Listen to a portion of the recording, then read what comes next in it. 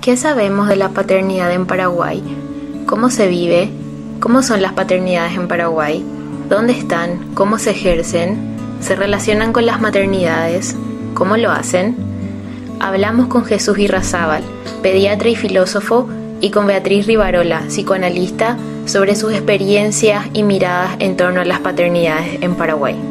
En esta trayectoria de hacer pediatría de urgencias, que es un espacio exquisitamente de la mamá, ¿verdad? De la figura materna, cómo fuimos viendo paulatinamente la invasión de figuras paternas, ¿verdad? Desde ese momento en que una gran cantidad de mujeres paraguayas migran a España para trabajar, nosotros vimos cómo un montón de figuras paternas empezaron a entrar en el espacio del consultorio de urgencias de pediatría, que antes no se veía. Si veíamos, venían ambos, pero a partir de ese momento de la migración de mujeres a España vimos hombres que entraban solos con su hijo al consultorio. Y generalmente, como el predominio del servicio de enfermería es de mujeres que son madres, cuando vienen estas figuras paternas, se nos alborota el consultorio, porque parece que ingresó alguien que no corresponde, ingresó alguien extraño que le compete, pero a la vez no le compete, ¿verdad? Como una figura ambivalente, que qué hace acá, cómo viene, y si viene, bueno, esto es gravísimo, vino el padre. Pensando en la narrativa de mis pacientes y pacientas, decía que siempre, claro, en este patriarcado binario y que nosotros nos construimos también simbólicamente, porque es una producción simbólica la que hacen los pacientes, siempre uno relata, cuando habla de subjetividad, mi papá estaba, yo nunca le conocí a mi papá no es presente, mi papá es ausente, mi papá es mi papá. O sea, aparece nominado y nombrado el padre por presente o ausente, en general con muchísima ausencia en la construcción subjetiva de los paraguayos y las paraguayas, ¿verdad? Esa figura paterna que encarna su rol como que se fue dando por los cambios que tuvimos en nuestro contexto social migratorio, y porque también de alguna forma heredamos un patriarcado que tuvo que ir ayornándose, no asumiendo coherentemente probablemente, pero sí ayornándose al contexto social.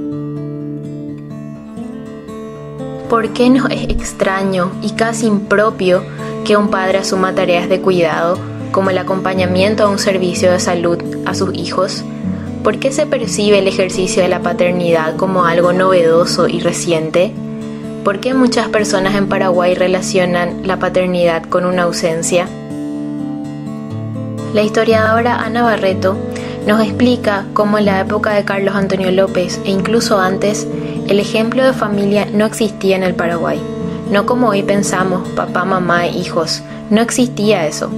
El 80% de los nacimientos se daban fuera del matrimonio. Actualmente ese porcentaje disminuyó, pero aún es alto y una proporción importante de los hogares son encabezados solo por mujeres. Ella explica que durante la conquista y colonización, el tener hijos no implicaba para los hombres necesariamente permanecer en los hogares, debido a que debían cumplir el servicio militar en zonas remotas o se desplazaban para trabajar en los yerbales o las haciendas ganaderas y ya no regresaban, sino que tenían otros hijos y formaban familias en otros lugares. Las mujeres paraguayas empezaron a acostumbrarse. Además, el peso de la tradición de la mujer guaraní, por ser la encargada de la chacra, la encargada de la cocina, la encargada de hacer las cerámicas para la cocción de alimentos. Es decir, la mujer era administradora del hogar guaraní.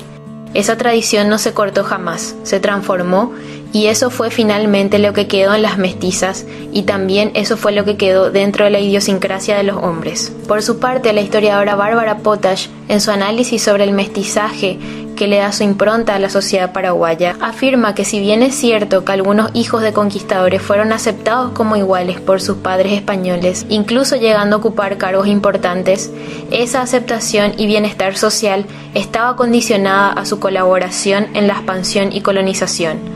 El surgimiento de los mestizos, hijos e hijas de padres españoles y madres indígenas, como nuevo grupo social, fue concomitante con la desintegración cultural y demográfica de la cultura guaraní, es decir, el desprecio y la destrucción de la cultura de sus madres.